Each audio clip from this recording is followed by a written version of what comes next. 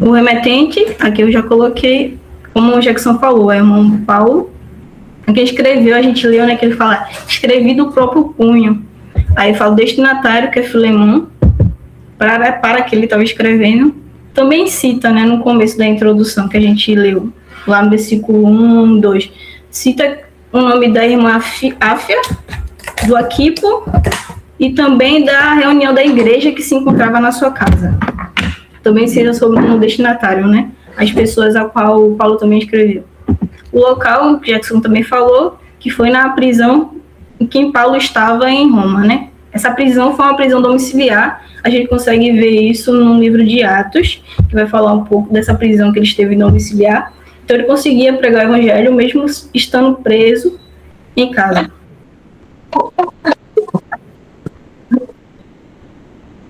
E o propósito aqui, o propósito da carta, que era a petição, a Filemon que poupasse a vida de Onésimo.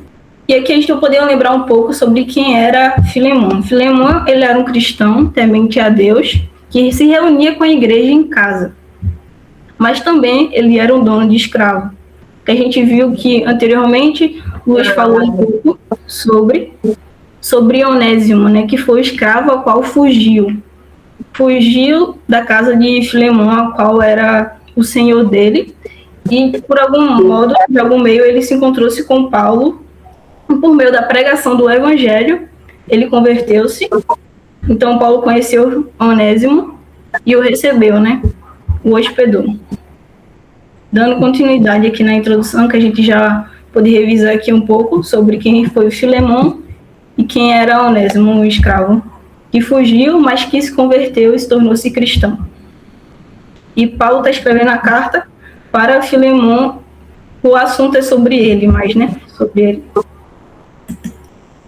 Aqui eu também coloquei algum texto para falar sobre a realidade da escravidão no Império Romano, para a gente poder lembrar um pouco como os escravos eram tratados nesse período, né?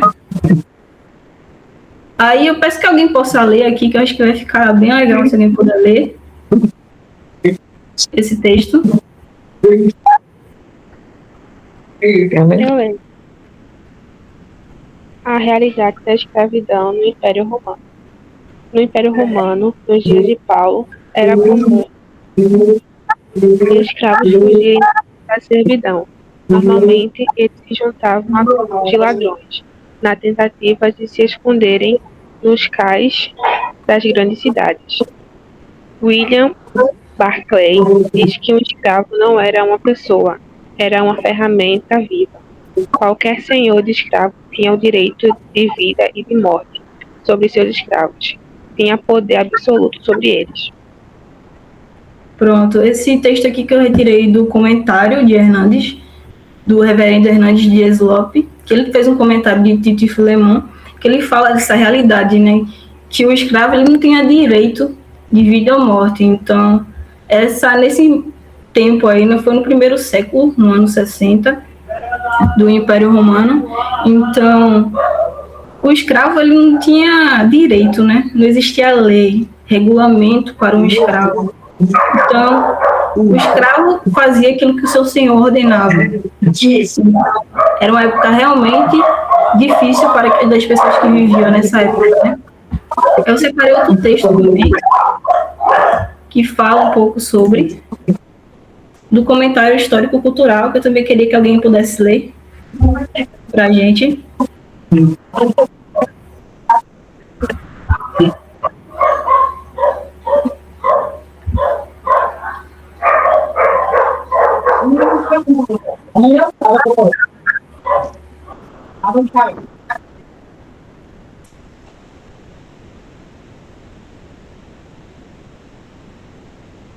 A realidade da escravidão no Império Romano. Assim como outras leis que diziam respeito aos escravos, a lei romana abordava o status duplo deles. Por natureza, eram pessoas do ponto de vista econômico. No entanto, eram tratados como propriedade. O chefe da casa tinha um direito legal de executar os escravos. Os escravos constituíam grande parte da força de trabalho agrícola em várias partes do império. eles competiam com os componentes livres pelo mesmo tipo de trabalho. A pior vida era a dos escravos que trabalhavam nas minas. Eles não tardavam a morrer sob as condições árduas das jacidas, né? Está aqui que Jefferson acabou de ler, que sobre os escravos, né, que eram tratados realmente como um objeto. Economicamente, eles eram uma pessoa, mas a forma que tratavam ele não era uma forma de uma pessoa, de um ser humano, era uma forma de um objeto, né, para fazer o que eles queriam. Eram empregos bastante pesados para eles na época do primeiro século aí. A gente pode ver um pouco sobre essa escravidão no Império Romano. Tem um entendimento aqui. Aqui eu vou repassar agora para a gente poder lembrar um pouco da estrutura da carta e também de algumas aulas passadas. Num estudo que Felipe deu, foi do 1º ao 3, que ele falou um pouco sobre as saudações. É Paulo dando graça e paz aos irmãos e falando um pouco para quem era destinada a carta, também falando como agradecimento, ações de graças aqui, né, no versículo do 4 ao 7, ações de graças agradecendo pelos irmãos que estão na casa de Filemão e agradecendo a Filemão também por estar ajudando esses irmãos e fortalecendo na fé. Aí, do versículo do 8 ao 14, que foi Luiz que deu, né? O 4 ao 7 foi Jefferson, que explicou, e do 8 ao 14 foi Luiz, que explicou um pouco para nós também, um pouco sobre o corpo da carta, ele falando o que Paulo estava intercedendo aqui, um pouco a favor de Onésimo, falando que ele converteu-se, que foi entre algemas que veio essa conversão, que ele fala entre algemas no versículo 11, a qual Luiz se referiu no último estudo. Porque Paulo estava preso, né? A gente bem sabe que Paulo estava preso em Roma. Então, entre algemas, ele ainda pregava o evangelho. Então, Onésimo escutou o evangelho, converteu-se ao cristianismo, e a gente viu um pouco sobre isso na aula passada, e hoje a gente vai dar continuidade a isso, do 15 ao 20, a qual eu vou ficar, e a semana que vem vai ser a finalização dessa carta de Filemão, que vai ser do 21 ao 25, dando as saudações finais. Essa é um pouco da estrutura aqui da carta, que a gente vem aprendendo um pouco sobre. E eu coloquei uma curiosidade aqui, que é sobre o papel utilizado para fazer a carta naquela época. Eu encontrei uma pessoa falando sobre isso, que era o reverendo Paulo. Eu tenho até o livro dele aqui, queria até mostrar esse livro aqui sobre Paulo, o Deus que falou na língua dos homens. Ele fala pra gente que o papel que era utilizado para fazer a carta era o papiro, que era feito dessa planta que está aqui. Eu coloquei aqui uma fotinha para a gente poder lembrar. No primeiro século não era mais utilizado, depois foi passado por pergaminho e outros papéis que tinham mais durabilidade. E aqui tem um papel antigo também, que pode ter sido feito a carta, aquele papel. E a planta que era utilizada era essa planta aqui, que ficava às margens do rio Nilo. Às margens do rio Nilo, então eles retiravam e faziam os papéis a quais eles escreviam as cartas com dessas plantas. Depois passou para pergaminho, né? E tal. E foi evoluindo o material do papel utilizado. É só mais uma curiosidade mesmo.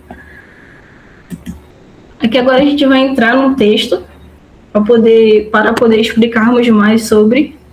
Eu fiquei com o 15 ao 20. Eu vou começar com o versículo 15, lendo aqui. Fala assim: pois acredito que ele veio a se afastar de ti temporariamente, a fim que o receba para sempre. Paulo, ele está enviando essa carta aqui para Filemão e falando, ele veio se afastar de ti temporariamente. Ele entendia que Deus era soberano sobre todas as coisas, estava no controle de todas as coisas, então ele foi temporariamente, mas Onésimo voltaria para receber para sempre, mas não como escravo, e sim como um irmão agora. Uma pessoa que se converteu, um irmão, não como um escravo. Paulo teria que mandá-lo de volta, porque era o certo a se fazer, mas a gente viu na aula anterior que ele queria muito que Onésimo estivesse com ele, né? Pregando o evangelho com ele. Mas ele precisava mandá-lo de volta a Filemon, pois ele era o Senhor. E ele precisava que Filemon falasse com ele e recebesse Onésimo, né? Eu separei aqui um comentário do Hernandes que fala assim, do versículo 15, né? E Cristo, que está no controle da sua vida, é Cristo que está no controle de sua vida. Segundo a fuga de Onésimo, estava fora da previsão de Filemon, mas não fora da agenda de Deus. A fuga de Onésimo não apanhou Deus de surpresa. Deus o levou a Roma para salvá-lo e devolvê-lo como um irmão ao seu Senhor. Aqui a gente pode ver um pouco da soberania de Deus, como todas as coisas são ordenadas por Deus, tudo está decretado. Então pode aconteceu isso, a fuga de Onésimo, mas foi algo bom porque ele escutou a mensagem do Evangelho e se converteu a Cristo e vai voltar como um irmão, alguém que é igual também, né? Um irmão. Aí esse comentário muito bom do Hernandes. Dando continuidade, tem um versículo 16 que fala... Jefferson pode falar.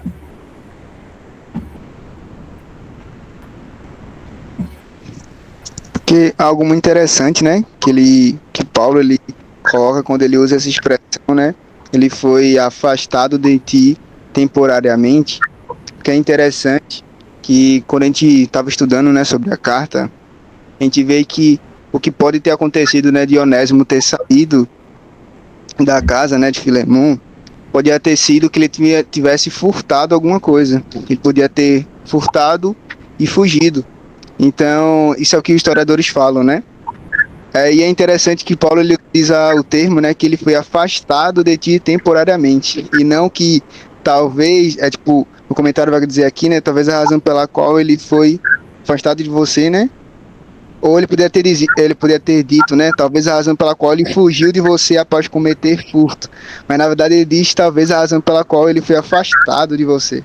Então ele coloca, né, na forma como ele se expressa, a vontade de Deus, que foi da vontade de Deus ele ter sido afastado, em vez de ter colocado a possível fuga dele, né, e o possível roubo dele. Mas ele enfatiza a soberania de Deus no que poderia ter sido uma ação ruim de Onésimo, né, de ter fugido, mas ele coloca como se fosse a vontade de Deus, foi a vontade de Deus que ele fosse afastado dessa maneira temporária, para que ele agora volte como irmão na fé, né?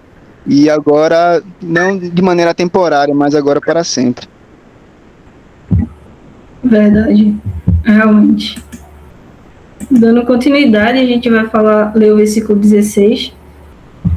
Fala assim, não como escravo, antes muito acima de escravo, como um irmão caríssimo, especialmente de mim, e com maior razão de ti, que na carne, que é no Senhor. Ele falando aqui para Filemon recebê-lo como um irmão caríssimo, não apenas como um escravo, né? Muitas pessoas podem achar, não, né?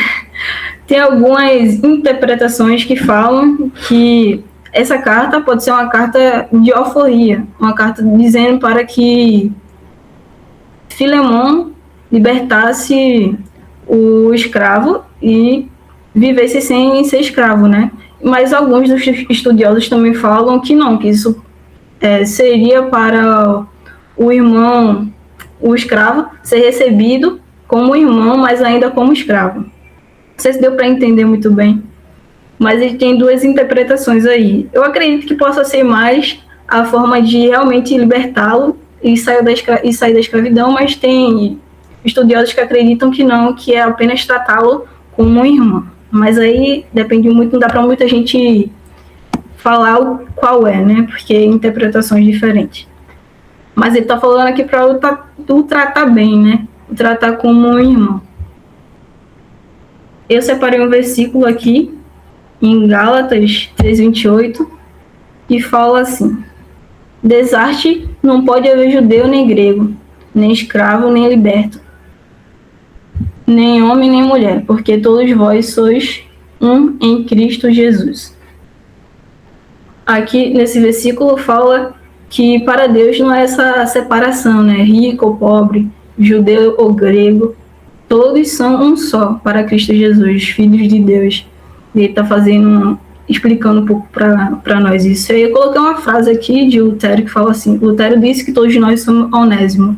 Por quê? Porque antes éramos escravos, pecadores, servindo a escravidão do pecado, e Jesus veio e nos libertou e pagou toda a nossa dívida, mostrando um pouco aquilo que Paulo fez por Onésimo, né? Uma representaçãozinha.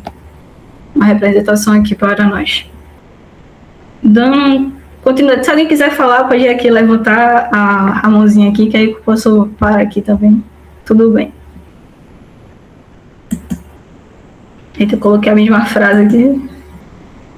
Pronto, esse 17 fala assim: se, portanto, me consideras companheiro, receba como se fosse a mim mesmo. Ele está falando para receber Onésimo como fosse receber a ele, recebê-lo bem, tratá-lo bem. Mesmo Onésimo ter sido um escravo que fugiu do seu senhor. Como Jefferson falou, pode ser que ele tenha roubado alguma coisa, mas não tem muito como saber. Pode ser que ele tenha fugido, roubado algum dinheiro do seu senhor, fugido e voltar, ia ter que falar sobre isso e tal, e poderia pegar um pouco mal para Onésimo. Mas o Paulo está falando aqui para recebê-lo bem, perdoar, né? Ele recebeu-lo bem, recebeu-lo como um companheiro, como um irmão, como receberia Paulo. Aí eu separei também um comentário aqui do Hernandes Dias, que fala assim: Paulo, o apóstolo de Cristo, roga para que Filemão receba o escravo convertido como se fosse ele mesmo. Isso quer dizer que não existe uma pessoa mais importante do que a outra na igreja de Deus. Somos todos iguais. Somos todos companheiros de jornada. Ele falando aqui dessa forma aqui, para o irmão Onésimo recebê-lo bem, receber como um irmão, né? Tratá-lo bem. Se alguém quiser comentar algo sobre aqui desse versículo 17, também pode comentar. Mas isso aqui, né, que ele está falando: portanto, consideres um companheiro, para recebê-lo como um companheiro, recebê-lo como um irmão, porque no reino dos céus somos todos irmãos, né, todos iguais, não tem grego ou rico ou pobre, né, todos iguais, todos filhos de Deus.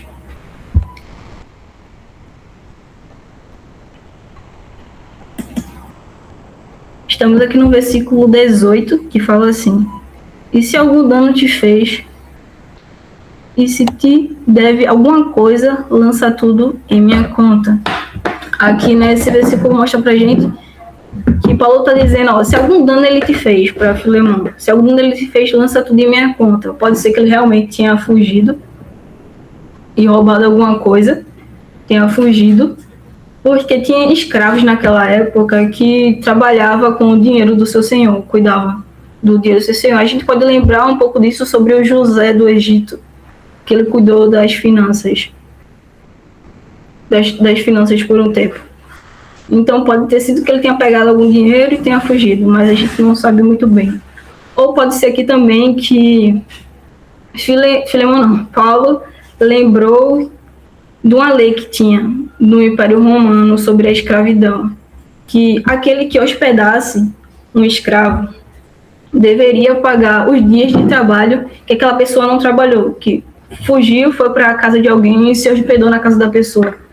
Os dias que ele esteve lá hospedado, a pessoa deveria pagar esses dias ao senhor, ao dono do escravo, porque esses dias ele não tinha trabalhado, então o senhor teria o prejuízo, um certo prejuízo, né? Filemão estaria com algum certo prejuízo, e ele está dizendo: se ele tiver alguma coisa, lança tudo em minha conta.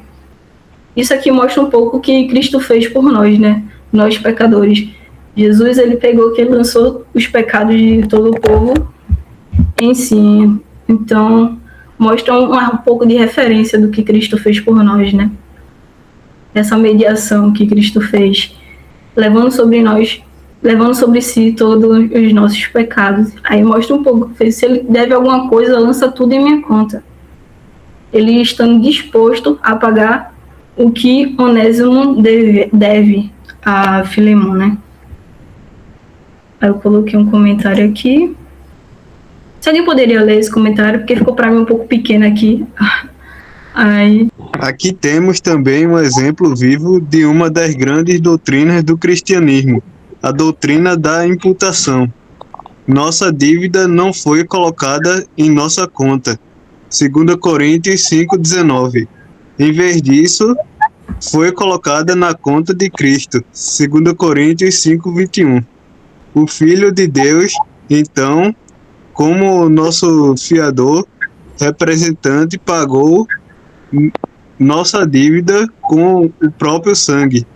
É Colossenses 2,14. Imediatamente creditada em nossa conta a infinita justiça de Cristo. 2 Coríntios 5,21, parte B. isso. Aqui mostra um pouco pra gente, né, a doutrina da imputação. E Cristo levou sobre si todos os nossos pecados, toda a nossa dívida Cristo pagou. Cristo pagou e nos tornou justo mediante a Ele. Nos fez ter agora comunhão com Deus, a qual não tínhamos antes. Nos perdoou e pagou sobre si, levou sobre si todos os nossos pecados. E aqui a gente consegue ver um pouco nessa história aqui de Onésimo, de Filemão e de Paulo. O que Paulo fez por Onésimo mostra um pouco o que Cristo fez por nós. Com grande amor e misericórdia nos resgatou, nos tirou do pecado, pagou todas as nossas dívidas. E a gente pode relembrar aqui um pouco sobre isso, né? Essa doutrina da imputação. Cristo levando sobre si todos os nossos pecados e nos trazendo a comunhão com Deus novamente.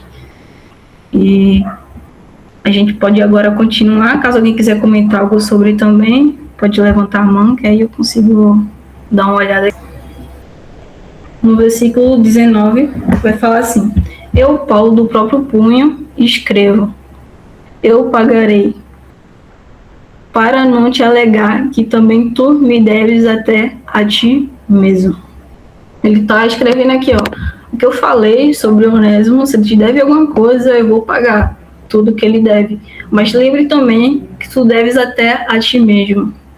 Num comentário do reverendo Hernandes Dias Novas, ele fala que o que deve aqui é porque, pelo ministério de Paulo, a pregação dele, Filemão também foi convertido.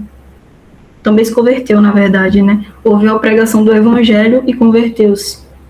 Então ele está dizendo aqui, tu deves até a ti mesmo, para poder explicar que também pela ministração dele, do evangelho, Filemão também se converteu. Aí ele deixa claro aqui que ele escreveu a carta, em que ele vai pagar tudo aquilo que ele falou, e que ele também pregou o evangelho para Filemão, né?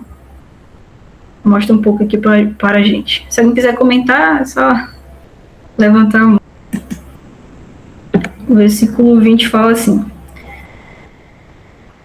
sim, irmão, que eu receba de ti, no Senhor, este benefício. Reanime-me o coração em Cristo.